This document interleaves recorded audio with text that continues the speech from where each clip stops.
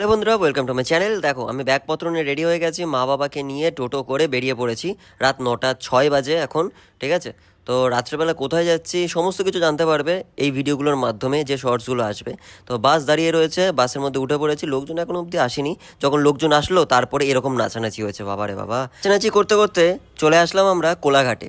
কোলাঘাটে নামার পর একটুখানি চাটা খেয়ে নিলাম, কোল্ড ড্রিঙ্কস নিয়ে নিলাম, বাথরুম করে নিয়ে ফ্রেশ হয়ে যাওয়ার পর আবার কিন্তু আমরা বাসে উঠে পড়লাম। সারা রাত যাওয়ার পর বাসটা গিয়ে থামলো সকালবেলা একদম দীঘার কাছে। যাই হোক, দীঘার ওখানে গিয়ে আমরা একটা হলিডে হোম টাইপের ভাড়া করে নিয়েছিলাম, যেখানে রান্নাবান্না হচ্ছিল। তো সকালের টিফিনটা, দুপুরের ব্রেকফাস্ট সমস্ত কিছু এখানেই হবে। আর আমি হেলিপ্যাডের এখানে আসলাম। হেলিপ্যাডের ওখান থেকে আসার পরে দেখো লুচি ফুচি হওয়ার জন্য তরকারি ফরকারি হচ্ছে। তো এইগুলো হচ্ছে। আর এই ভেতরে দেখো কত মানুষজন সব বসে রয়েছে, সবাই রেস্ট নিচ্ছে যে যার মতন, কেউ বসে রয়েছে, কেউ রয়েছে। যাই হোক, শেষ পর্যন্ত টিফিন দিয়ে দিল, তারপরে চলে গেলাম বিচে। বিচে আমি স্নান করব না দীঘার সমুদ্রে, তাই জন্য তোমাদেরকে দেখিয়ে দিচ্ছি। দেখো কত মানুষজন, মানে এত মানুষজন তো দীঘাতে সবসময় থাকছেই। যাই হোক, সবাই স্নান করছে, আমি ভিডিও করছি। তারপরে একটু ভাবলাম আইসক্রিম খাবো, ভাবলাম যে না, আইসক্রিমের ঝুলন্ত আইসক্রিমই দেখিয়ে দিই। তারপরে কিন্তু দুপুরের রান্না হচ্ছে, দেখতেই পাচ্ছ। তো দুপুরে ছিল আমাদের চিকেন। দেখো সবাইকে খেতে বসিয়ে দিয়েছি, আমি পরিবেশন করছিলাম যেহেতু, তাই জন্য আমার ভিডিও কেউ করার নেই, তা তোমাদেরকে দেখাতেও পারলাম না। তবুও তোমাদেরকে সবাইকে দেখিয়ে দিচ্ছি যে এরকম আরও মানুষ ছিল এর পরের ব্যাচে। এবার এখান থেকে খাওয়া দাওয়ার পালা শেষ। ওই দেখো চিকেন রান্না হচ্ছিল। তো এবার আমি খেতে বসে গেছি নিজে।